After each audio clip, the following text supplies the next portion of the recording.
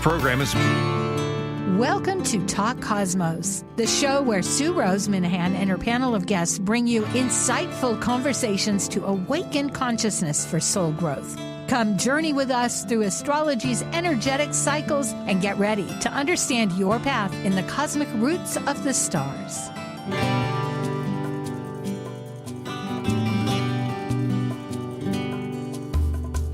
Hello to the journey of Talk Cosmos. Today is August 4th. We are now in Leo. The sun, the moon today happening, the new moon. Mercury behind the scenes going, we're going to kind of change gears and look forwards and backwards. We are in self-actualization. Not an easy feat. It's time to breathe deep, enjoy the nature, plow in and look at our positives, right? There are positives. Okay, we are ready now for archetypal symbols. Synthesizing the new moon consciousness through archetypal Sabian symbols, numerology, lunar mansions, tarot, and astrology, all together illuminating a new moon vision story. This is your Archetypal Symbols panel. I'm Sue Minahan, founder of Talk Cosmos since 2018. I'm an evolutionary astrologer, consultant, speaker, writer, vibrational astrology student, Dwarf Planet University graduate, Kepler Astrology Toastmasters Club charter member. I have a fine arts music degree plus a certificate in jazz. I'm an artist, musician, and certified color energy life coach. Especially, I love mythology and esoteric philosophies. I'm Elizabeth Liz Machette, a professional astrologer, intuitive, numerologist, and tarot reader. I'm a certified sacred healing counselor, providing nurturing, in-depth consultations for individuals and couples. I'm an author, blogger, speaker, and international Reiki master and teacher. I create safe space in which to explore the deeper patterns of your life, to clarify your current circumstances and help you find your best path forward. And I'm Justin Crockett-Elsie, an archetypal Jyotish astrologer, yoga and meditation teacher, and author. I combine both Western ancient astrology and modern psychological astrology with Eastern Vedic astrology, and I specialize in predictive, electional, and karmic astrology for individuals and couples. I also do in-depth astrological research into arcane astrological concepts, focusing on the mystical, occult side of astrology. Eleanor Roosevelt once said, "Yesterday is history, tomorrow is a mystery, and today is a gift." And that's why it's called the present. Well, I'm unwrapping. Hello to both of you. Hi, Justin, and hi, Liz. Hi, it's good to be back. Yeah, it is. It is. And that reminds me, self-actualization. It sounds so good. It sounds so easy. But being in the trenches, it's like, ooh, that's right. That's what we're doing. We're going forward. Things are looking good, right? So what are we? Here we are. Here's Elizabeth, Liz Mouchette, and it's at alightpath.com, and Justin Crockett-Elsie, JustinCrockettElsie.com, and myself, Sue, at Talk Cosmos. And we have emails. You can contact any of us. We all do readings, and it is Archetypal Symbols panel. It's a new moon. It's all about its consciousness. We're renewing life choices. What do we intend? What do we want to do? It's at the second decan. It's 12 degrees and 34 minutes in Leo. And it's today. It was earlier. I happened to be up. It was 1 o'clock this morning. Hawaii time. Yes, Hawaii time. That's right. 7:13 if you were in the East Coast. And for you folks, you'd be up before the birds. No, probably not. I bet the birds come up at 4 o'clock in the morning. Yeah, in the West, where you are? 4:13. The sun's probably getting ready to rise, but I don't think it's had risen yet. But the birds are up. The birds probably. are up. Yeah, the birds, I hear them every morning. It's like, wake up, get up. Leo, fire. Loves joyfully. That's a good thing to remember. Heart-centered. And it's a star. It is the center of the solar system. So there are some negative things, which we'll mention, but we have to remember it does tend to, which I haven't put here, give roles. It delegates roles. You may not like how you're being delegated, but you might like delegating. So there you go. Any comments? No, you're doing good. Okay. And it's our legacy: creative, playful, romance, self-leadership. So the moon, I included this because it is the new moon, and the moon is in Leo, and there is a shadow side to that. It can be, with all that great leadership, a bit too egocentric and emotionally selfish, or that child is insecure, which I shouldn't say all, bless the people that haven't, but many of us have some insecurities left over, and that we manage and reform and use and create with. And some of us, showing off can be good, although it can be, take it as you might. And criticism, that is part of life. Virgo knows it. And it's a little tough, especially when the moon and the sun get together. It's like, ooh, you're hurt. And the tyrant. Boy, we seem to have a lot of those in the political field these days. Let's talk about numerology. It adds up to 3. Liz? Yes, so the number 3 is ruled by Jupiter, and 3 is about creativity, joy, communication, growth, and a cycle of life. And then Sue added the shadow being overindulgent. Yep. And then you want to go to the next one? Okay. Justin? No, we're just okay, good enough. Yeah. The moon is always 2, and it's polarity, balance. It has a good part. It's partnership. It's a feminine. It's yin. It's receptive in that case. The shadow is, of course, oversensitivity, fears, and sacrificing if it's others, with polarity and balance and patience, because it's 2, if sacrificing too much to the other. Liz, do you want to say more or on? Yeah, go to the next one, please. Okay, go ahead. The so sun, the 1. Yeah, the number 1 is ruled by the sun. It's independent, confident, and leadership and beginnings. And the shadow is superiority or not a good listener. Yeah, so for 3, you think of the trilogy, it's really a focus of heart, especially in Leo. It's our self of the moon, the inner self, the sun of our ego self, and then that sense of putting it all together and listening. I guess listening is important, yes. Tarot is always in coordination with numerology and it's the mystic sciences. What can we say? It's the mystic arts. And the major arcana is the strength card. It has been sometimes said be justice, but this is strength. And it is with Leo. Liz, love to hear what you have to say.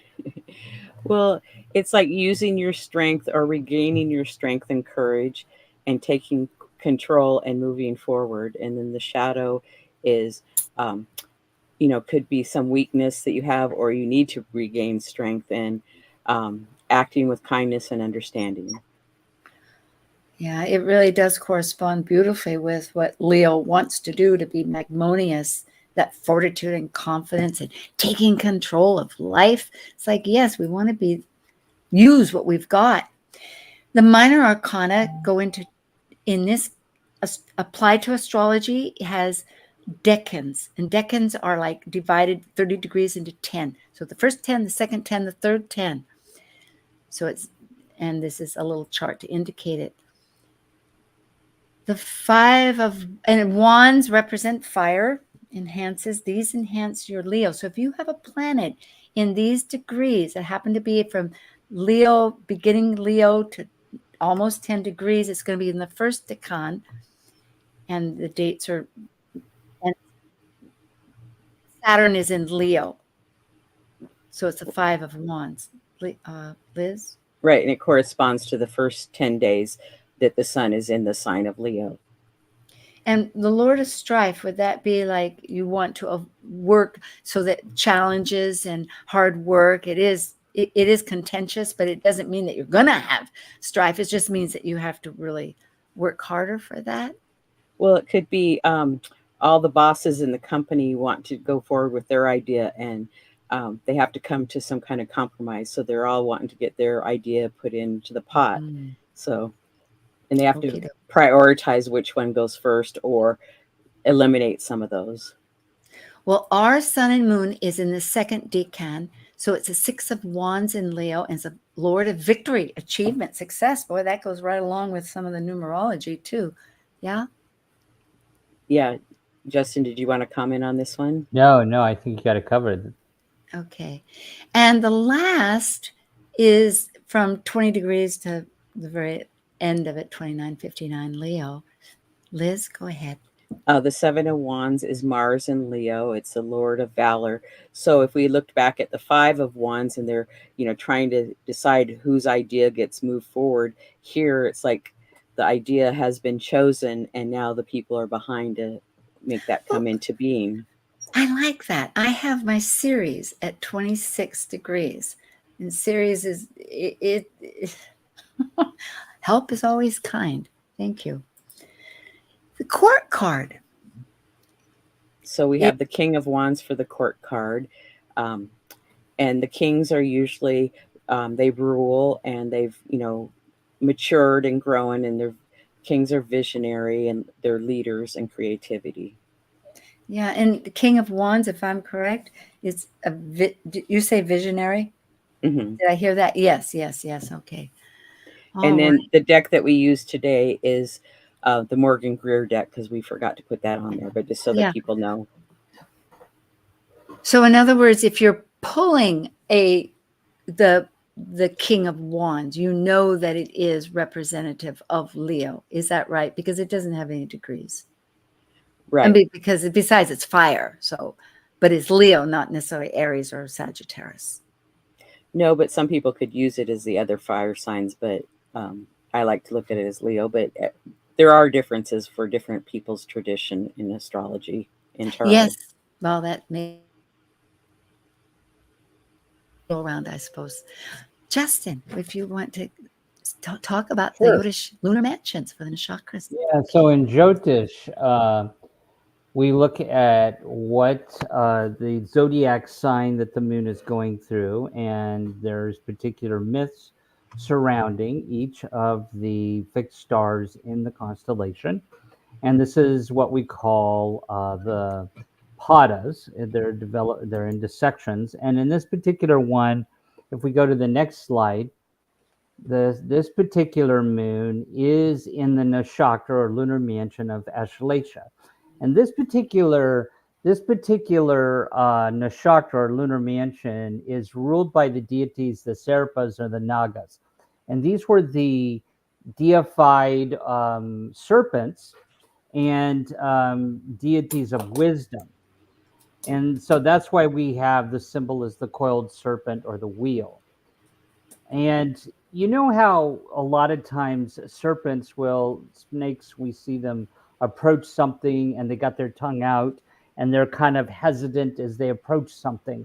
Well, the basis is below with this is the approach. Do we take things?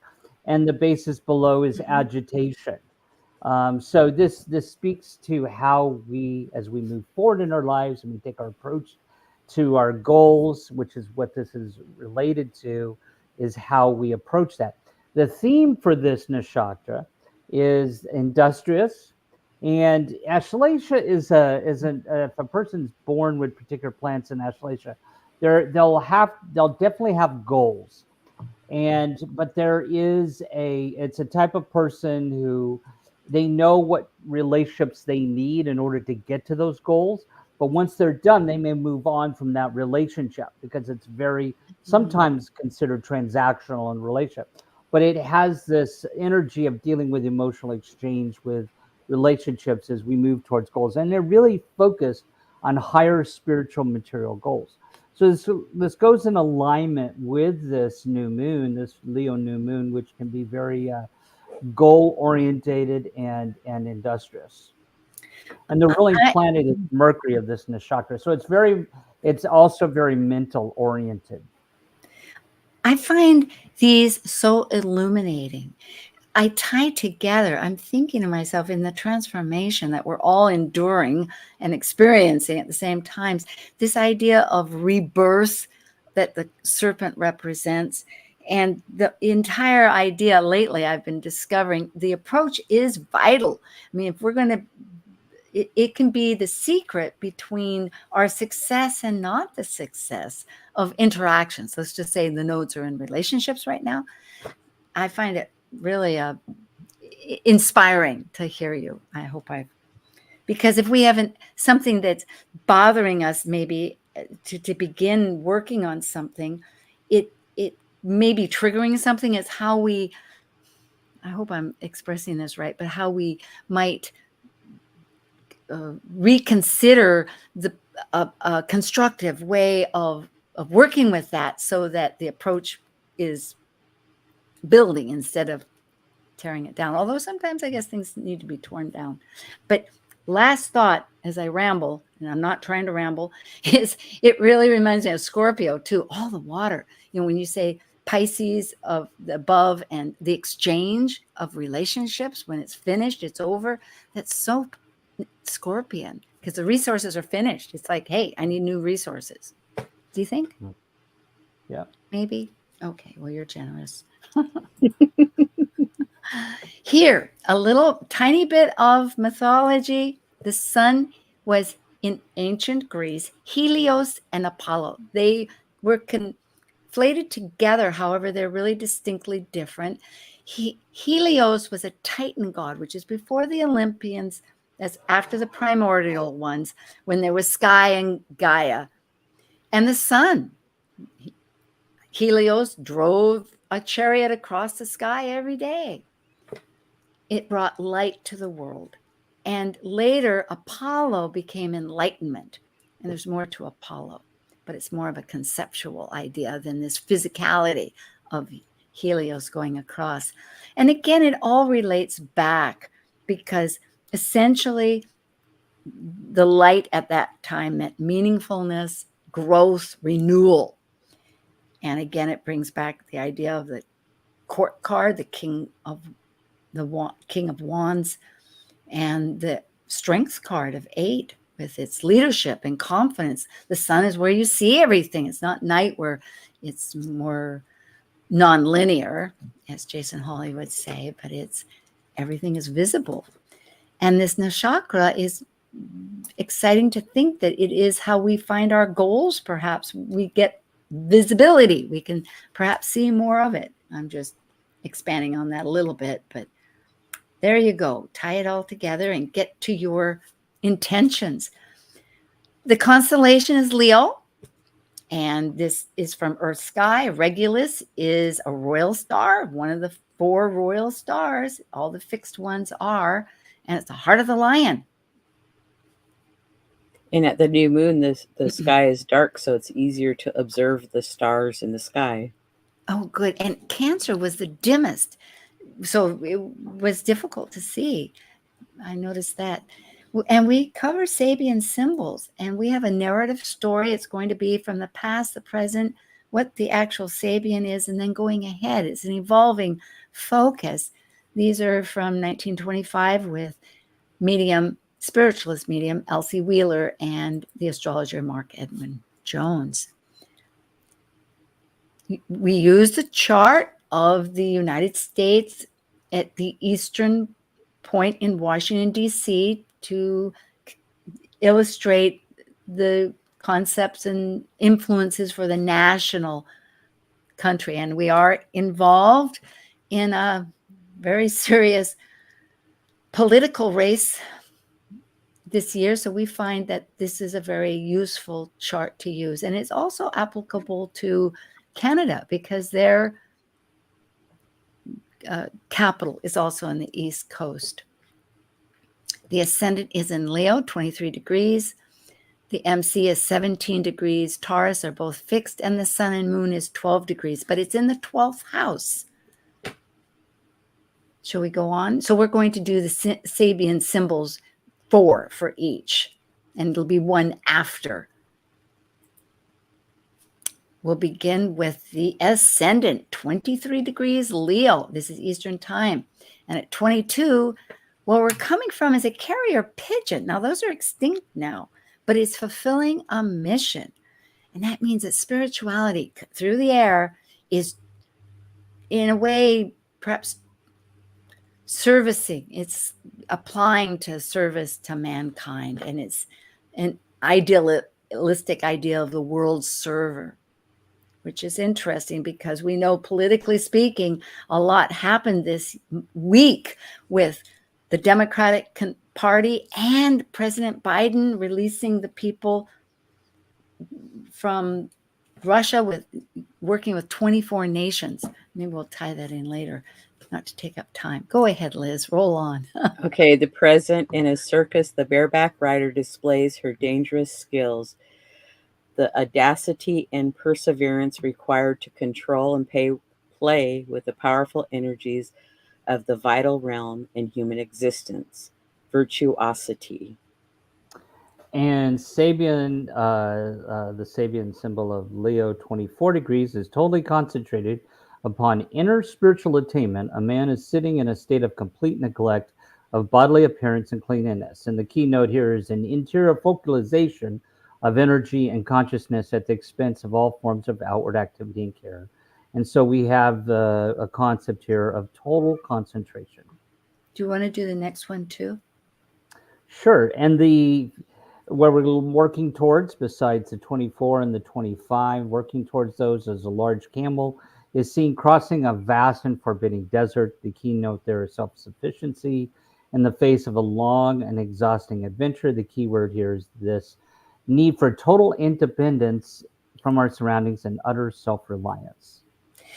Then at the MC, which is, of course, before the 10th house of our social interactions, it's in Taurus, sign of survival and self-reliance. And the past is at 16 degrees Taurus. It's an old teacher who fails to interest his pupils in traditional knowledge.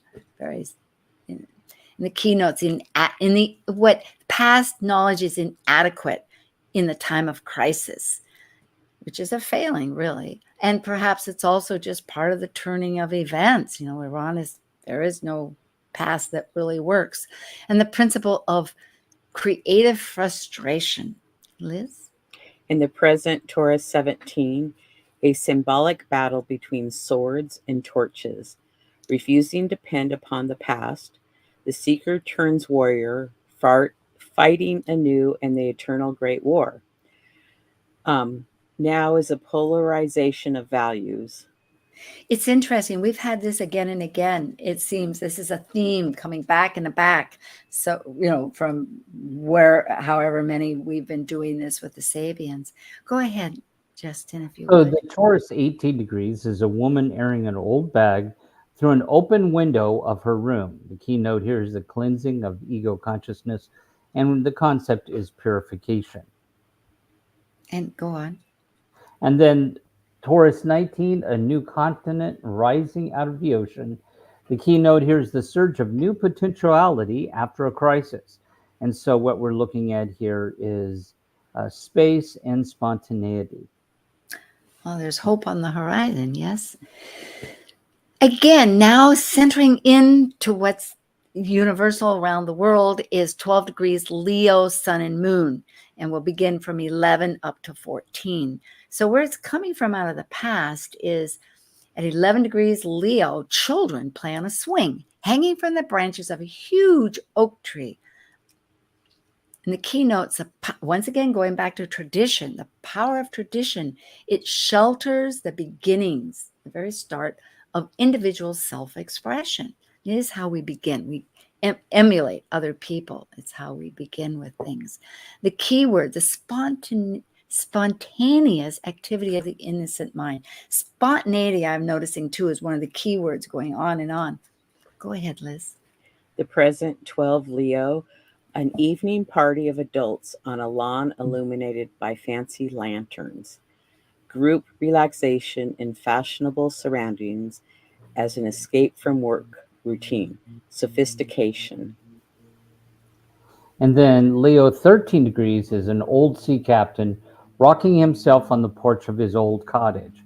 And the keynote here is the quiet mind's recollections of crises and joys long ago past. And so quiet recollection is the theme. And then what the 14 degrees Leo, human soul seeking opportunities for outward manifestation.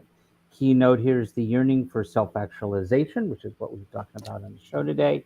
And so the concept here is letting the soul speak out, allow the power of the true tone of our being to manifest itself smoothly, easily, unobstructed, or expect a variety of consciousness. Let the soul manifest. Yeah, consequences. It is really interesting as we must listen to everybody else speak their yearning for self-actualization, that I guess that's just the process we're in, isn't it? It's very strong. Here we are going to review. That's a lot of information. I know we're in Gemini theme. Mercury's retrograde. Jupiter is in not Mercury, it's in Gemini. However, we'll tie the story together. For the ascendant, and I think either one of you, Justin, do you want to do this or whoops? Oh, well, I'll just kind of look at it in total here.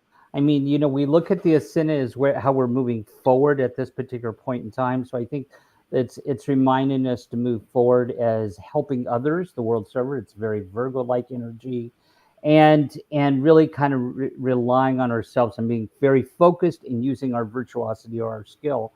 And then, of course, what we're really trying to get to is tapping into our creativity, and what we've done in the past necessarily won't work for the future. And it's always good to let go of things, purify, and also be spontaneous or brainstorming with our minds. And then, of course, the sun and the moon is reminding us about that spontaneity of the innocent mind, and being, you know, being brainstorming and having that quiet recollection brings new ideas, but all of it's working towards us wanting to manifest in our goals and self-actualize. Thank you so much. And a big, big apology to folks. I just noticed we're not in Cancer. I should have shifted those to be Leo, right? It's 11 to 14 degrees Leo. So that should be 11, 12, 13, and 14. I don't know. I won't be able to change it but I can make a note when we, okie doke. We are going to say, take a break for a little moment. Come right back and you'll meet back again with Liz and Justin and Sue. Thank you. Remember, it's a new moon. It's happening.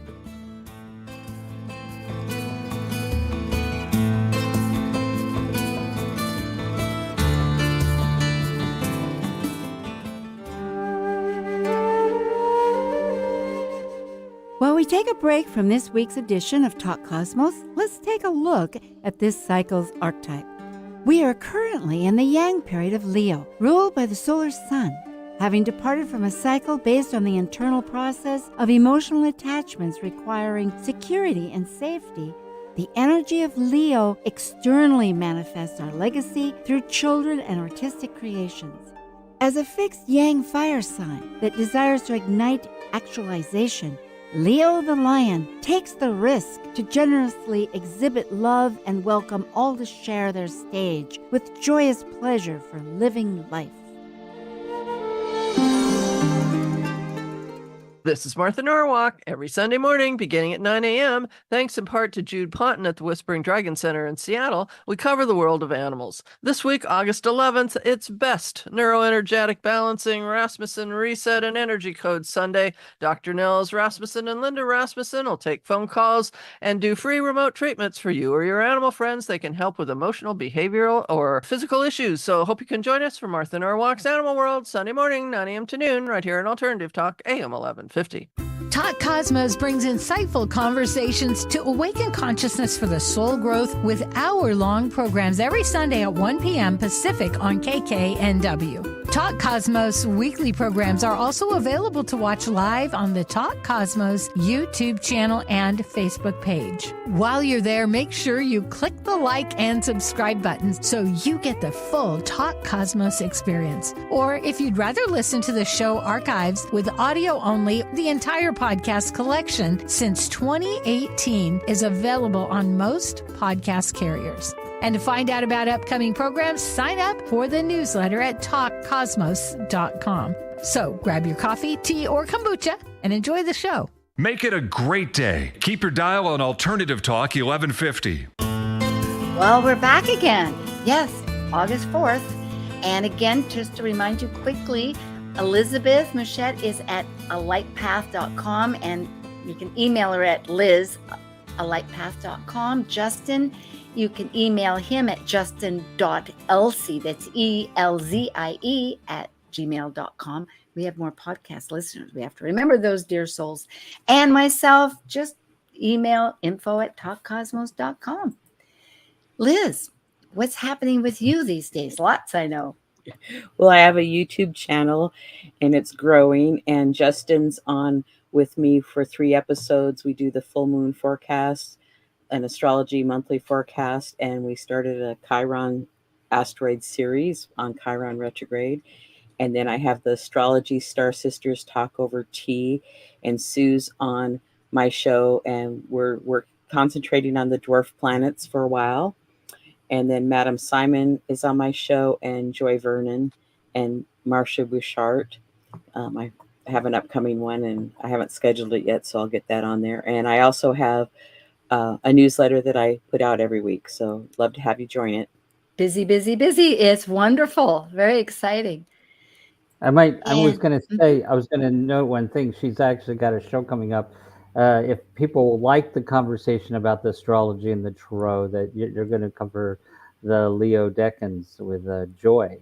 So Yes. I just wanted to point that out. It does. We augment. That is the beautiful part about all of these, because also the dwarf planet Ceres and moon, it's very prominent in this chart. It is all month. And so that's going to be exciting. And I know also with, and I will I'll make a plug when it comes to my time. Here, Justin, and you have. Yeah, I've got some activities. things on Instagram, and I'm also doing of course, the stuff with Sue. I'm also doing a show with Michael Bartlett, who's an astrologer from New Mexico, and we do the relationship guys. So tune into our YouTube channel. Yes, most exciting to find out your dynamic. All these are wonderful. I am with Liz. You can find me also on my Talk Cosmos channel if you go under videos featuring Sue. And there's been 6 of them. There will be. It's exciting. Justin is with me in this new panel that we're starting. And it was inspired when the USA Chiron return happened on April 21st, the same day that we had Jupiter and Uranus conjunct. And from that, we did the Republican convention. And in 2 weeks, we're doing, maybe it's 2 weeks, I think, the Democrat convention. It's going to be smack dab. It's going to be great. So tune in for that. And also, Kaleidoscope. Can I say a point about that really quick? Especially if a person likes mundane astrology, that's kind of what we'll be talking about. And that's the focus of that as well. So I'm really excited to be on that with you, Sue. Yes, it is. I know. I enjoy it too. And we talked about the candidates and their charts in the United States, and it's really an interrogative approach of how to understand our things. I will also mention that Kaleidoscope Visions is no longer doing transit readings, and we're doing what it really supports this program. We're doing the 4 lunar phases. So we start with sometimes the 3rd quarter from the last one, and we do briefly the new moon, and then we go into the other phases. And this show really centers on the new moon, which is wonderful because that's where we have the real seed growth.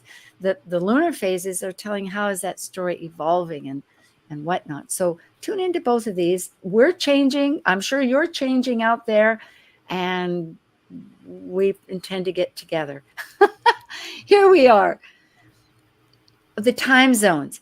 In London, it will be at almost midnight, it'll be right after noon. It'll be 12 o'clock noon, 13 minutes after it. And in down under the equator, it's going to be tomorrow. It was 7:13 a.m. in the West Coast.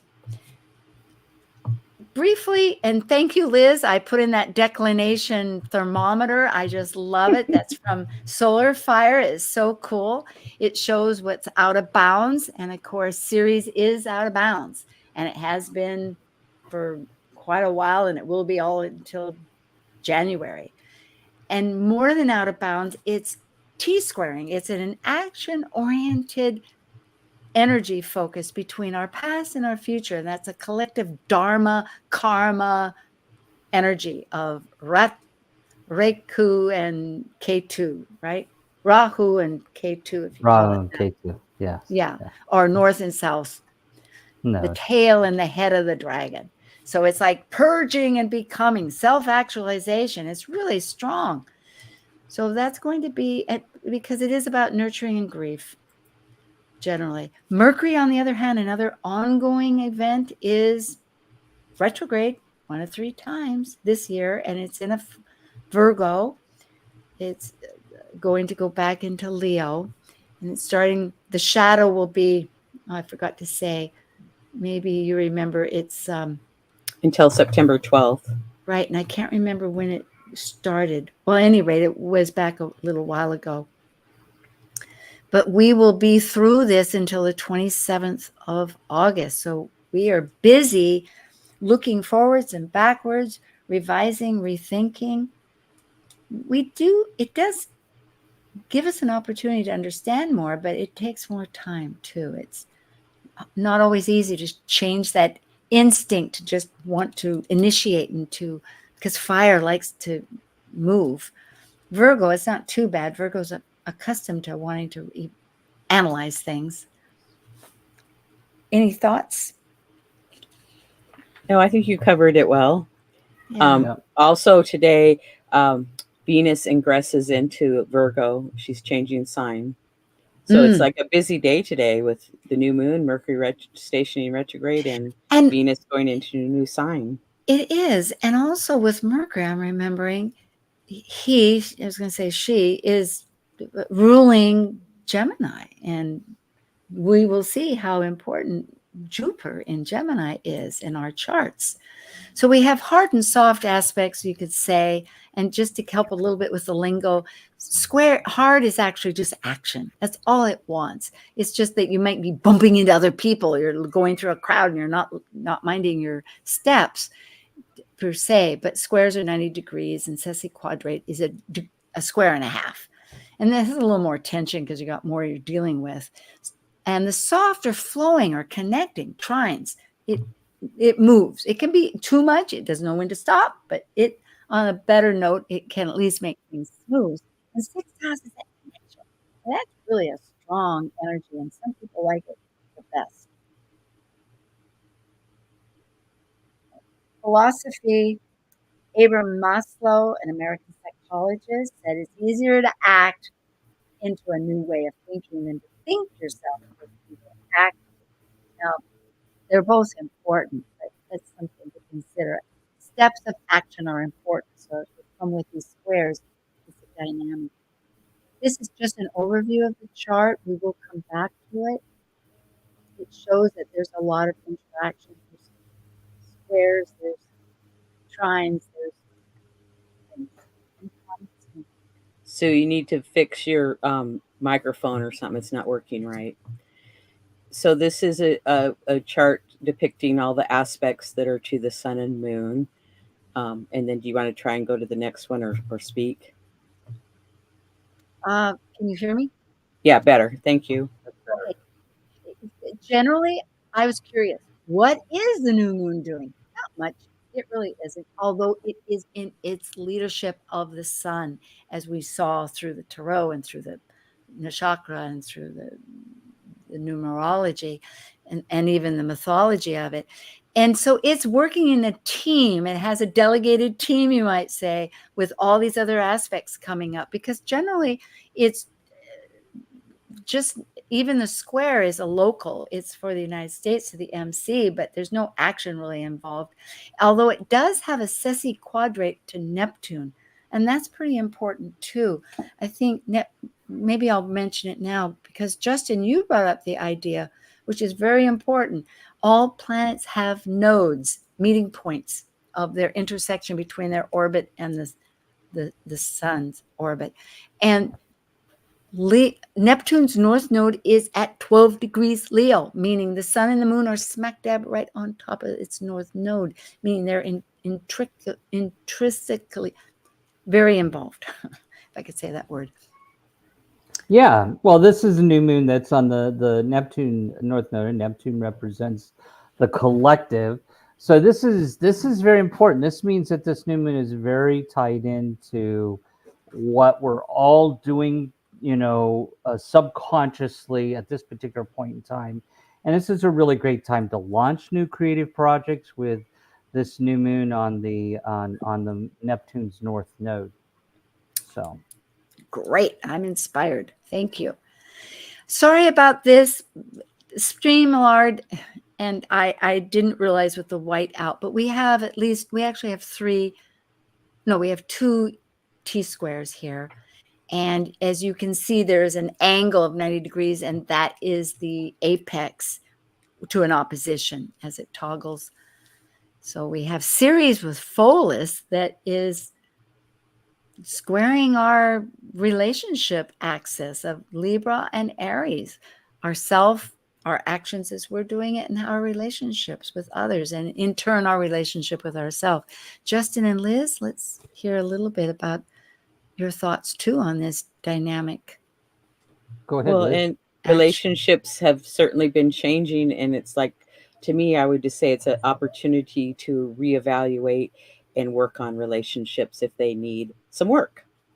And they are. Go ahead, Justin. Yeah. No, I just was going to say I agree with that. And anytime we look at a square, I love how Liz always describes it as it's asking us to take action. And so with the nodes, squaring Ceres and Pholus here, it is actually asking us to evaluate or take some action when it relates to the structure and underlying what we're doing with our relationships.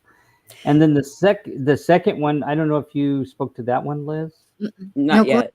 Go ahead. Okay. Well, no, I find it interesting that it's this Pallas opposition to Sedna and Uranus, which is again looking at the patterns. Pallas is about patterns in change, and the fact that it is squaring Mercury and Venus there. Again, how we're communicating, that's going to be a little bit more important now since Mercury is retrograding. So it's just something to think about. Well, it is. There's changes, and there's change in our strategies, looking at all of this and how we nurture. When you look at the United States here, we have again such a reconsideration of focuses on a political basis, and it's also personal. Our personal importance of really how are we nurturing ourselves, and to take into account that yes, it's that we have some personal aspects here with Venus and Mercury, but life around us, there's others, it's affecting us, and we need to coordinate that into a whole way of claiming our nurturing. There are many flowing energies here. There's trines, many trines. A mini trine is when there's a trine and it's connected with 2 sextiles. That's pretty strong, actually. There's a grand trine, and that happens to be in, it's mixed signs here, but it's making a kite. So the trine is flowing, but the kite that's the energy point, and that's not always so easy. There's a lot dynamics here. We could go on forever about it. Yeah, and the planets that make that up are Uranus trine Pluto and Pluto trine Juno, and then the kite goes to Neptune. Yeah, so perhaps we want to explore that, or Justin, go And ahead. I was going to say, if people are thinking about conceptually, it's always really important to pay attention to any aspects between Uranus and Pluto. It's something that Richard Tarnas has talked about. And generally, when we see Uranus and Pluto in any aspect, it is bringing major changes in the collective. It's more indicative of larger changes, and I think we sort of see that right now in politics around the world. There's been a big shift. But one of the things I like about this, and I'm just curious what you two think, is I love this sextile between the Leo Sun and New Moon, and the with the conjunction with Jupiter and Mars and Gemini. Yes. I think this is like, if you wanted a perfect, a really good aspect for creativity and communications and writing and public speaking and producing something or a movie, this is a really positive aspect, I think. Excellent. And I would add to that, it's like, make your 5, 10, 15-year plan and write it all down, and you don't have to accomplish it in one day, but this new moon is an amazing time to do that, to manifest your desires. And don't think about the how, just what you want to manifest or bring in. Excellent. And I'm remembering that Uranus is conjunct Algol, which was brought up in other talks among many people. And Algol is a very strong energy that, on one hand, only wants us to not be so self-imposed that we get frozen looking at ourselves, but rather and unafraid to see the pain in life, because that really, I think, humbles us to realize that as we're not inflating, but as we're actualizing, that other people have dynamics that are valuable, and to put them together. Point of Thales, it keeps coming up. It's a strategy aspect, and you look at what, and pardon all this, I borrowed it from another show, but it does show a little bit better the three trines, mini trines, you could say, but it has an opposition. So it's with the nodes, and again, it's with the sun and moon. So the sun and moon is really constructing, and with that, thank you for bringing up the sextile to Jupiter, Mars. We have a lot of help if we go within, I think, and not get too dropping away from that. I always want to remind us about the Libra that thinks externally. Other people have their ideas, but keep it in perspective. Remember your own, so that you don't get lost in the mix as you're progressing. 2 yods. Go ahead, Liz. Okay, well, we actually have 3, but we didn't mark one. But so we have Uranus sextile to Pluto, and it points to Venus. So that's 1 yod. And then the other one is Juno and Pallas Athena, and it points to Chiron and Eris. Right. Well, the one, thinking of it as the apex, Venus standout, and which also has all its energies, and then you have Chiron and Eris. That's a standout. Those are what are trying to juggle this sextile between those other energies. Exactly. And Venus in Leo, it's like stand up and be seen, like you said. And then that Chiron Eris is like teach something that you know, or share it with people. It's a perfect antidote with Ceres, to use those wounds to go nurturing. Do you have a thought there, Justin? Well, yeah, the one that's with Eris and Chiron, I think it's because Eris is about discord, and it's asking us to, because Juno represents relationships, and Pallas is about patterns. I think it's a good time for healing and looking at, if a person's listening to the show today and is having some discord in a relationship, this is a good positive thing for this is a good time to evaluate the pattern of how maybe this is not the only relationship they've had discord with. Maybe it's others. So there's this, I think Eris and Chiron are really informing us there with Juno and Pallas. I like that. And also to remember to release. I mean, Eris wants to be inclusive. So to toss out what isn't working too. And as you say, with yourself, to remember that maybe the buck stops with yourself if it's a personal issue. I mean, if it's happening to yourself, that these situations are like being repeated. I hope I didn't put my foot in my mouth there. Okay, we have Thor's hammer. That is a focal point planet with it's astrological here. It's a major hammer. Thor was in Norway, in the Scandinavian countries, and he made a lot of purpose with that hammer. That's his best result. But it's major action because a sesquiquadrate is 135 degrees. That's a square and a half, and it's heading right to that apex. And between those two planets is another square. Heavy duty. Go ahead, Liz. Okay. So we have Pholus and Ceres square the north node, and they are both sesquiquadrate to Vesta. And then the other square is between Pallas Athena and the ascendant, and it points their sesquiquadrate to the north node. So the north node is involved in both of these. So Vesta is our home and hearth, and Pallas is strategy and wisdom, and Ceres is grief and nurturing. So there can be some adjustments happening on all these fronts or that need attention for us all to move forward, because that north node is about moving forward.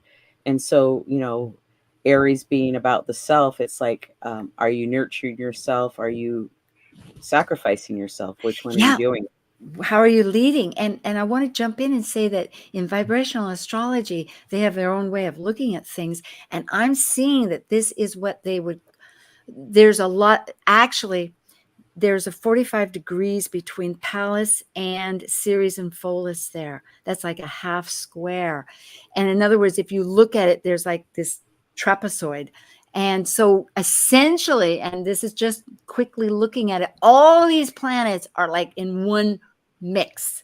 It's strong. Justin, we only have a few minutes, and I want to and I think if we want to talk about the concept of Thor's hammer, it's really about, it's Thor's hammer was a weapon. It's a hammer, right? Hitting something, right? And breaking through something. And I think this can have some meaning if we want to think about the concept of Thor's hammer, that it was helping him to accomplish something. And we can look at it, a hammer as wanting to nail or to break through something. So I like the word breakthrough here, in that this is informing us areas where we can break through, and really it's giving us the power to break through. Like a coconut. Remember as a kid, you had to get a hammer, you put it in a bag and you smash that baby. Sorry. And then you could, eat all the good coconut inside. I'm in Hawaii. We got coconuts. All right. So this is the whole picture again. And I will also mention that Rainier Maria Rilke, if I'm saying that right, and he had about 8 names, actually. They condensed it down to these 3. Is an Austrian poet and novelist, very important in the German language. The only journey is a journey within. So going back here, what a journey. We are really in a dynamic time. That's very true. And the other Thor's hammer is between Haumea and Pluto is a square, and the sesquiquadrate to Mars and Jupiter. Mars and Jupiter have been very active in this new moon chart. So the creativity, it's like the more creativity you can bring into your life and enjoy and move forward. Absolutely. Right there, it's already in that, like Justin, you were bringing up about moon and the new moon being sextile to it. So it is really a matter of doing what you said, Liz, getting a paper, whether it takes a few days, and jotting down the big picture. Jupiter likes the big picture, right? Yes. Yeah. And think of the future. Yeah. The present leads on. Yes. As we self-actualize, tying it together. And Absolutely. yeah. Well, goody. We have a few moments to look at each other and say hello with our greenery in the back. Yeah, until next time, next month, we'll see you back. Yeah, and that's going to be September with Happy Leo new moon. Virgo. yes.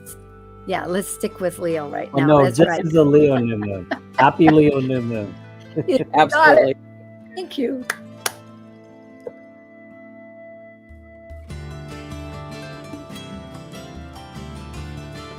Thank you for joining an insightful conversation on Talk Cosmos, the show where Sue Minahan and her panel of guests awaken consciousness by connecting soul growth patterns with astrology's energetic cycles. Be sure to tune in next Sunday, 1 p.m. Pacific Time, to continue your journey through the roots of the cosmic pathway.